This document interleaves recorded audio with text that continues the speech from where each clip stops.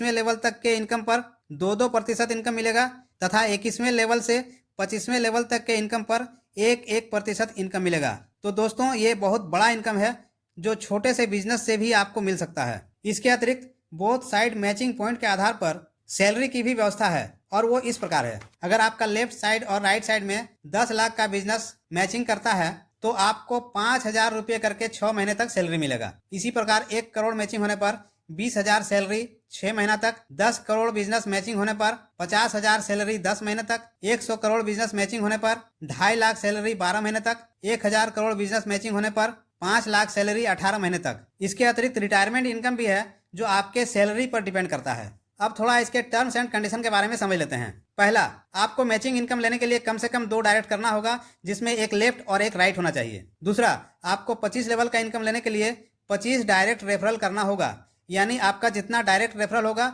उतना ही लेवल तक आपको इनकम मिलेगा। तीसरा, आपके कैशबैक कार्ड वैल्यू के अनुसार आपका मैचिंग इनकम का डेली कैपिंग होगा, यानी अगर आपने 1,000 रुपये का कार्ड लिया है तो आप प्रतिदिन मैक्सिमम 1,000 रुपये ही मैचिंग इनकम से कमा सकते हैं। इसी प्रकार 5,000 के कार्ड पर प्रतिदिन मैक्सिमम 5,000 रुपये का कैपिंग है, 25,000 के कार्ड पर प्रतिदिन मैक्सिमम 25,000 का कैपिंग है और 1 लाख के कार्ड पर प्रतिदिन मैक्सिमम 1 लाख का कैपिंग है।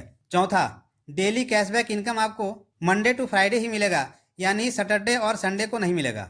पांचवा, आपको 300% का जो कैशबैक पॉइंट दिया गया है उसमें से ही हर तरह का इनकम रिडीम होगा, यानी कि आपके कार्ड वैल्यू का मैक्सिमम 300% ही आप इनकम कर पाएंगे। इसके बाद आपको फिर से कैशबैक कार्ड परचेज करना होगा। छठा, सैलरी इनकम 300% इनकम में शामिल नहीं है तथा रिटायरमेंट इनकम के लिए प्रत्येक सैलरी से 15% का डिडक्शन किया जाएगा। सातवां, आपके कुल इनकम को 2 हिस्सों में विभाजित किया गया है।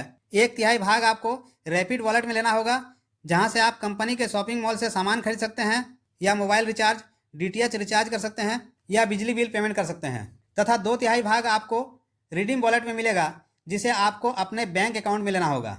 अर्थात अगर आपको 3,000 का इनकम मिलता है तो 1,000 आपके रैपिड वॉलेट में जाएगा और 2,000 आपके बैंक अकाउंट में जाएगा। आठवां, आपके रिडीम वॉलेट में मिनिमम 500 रुपये होने पर ही आप अपने बैंक में उसको विड्रॉ कर सकते हैं। नौवां, बैंक अकाउंट में ट्रांसफर करते टाइम हर ट्रांजेक्शन में 10% का डिडक्शन होगा। तो दोस्तों हमें लगता है आपको प्लान अच्छी तरह से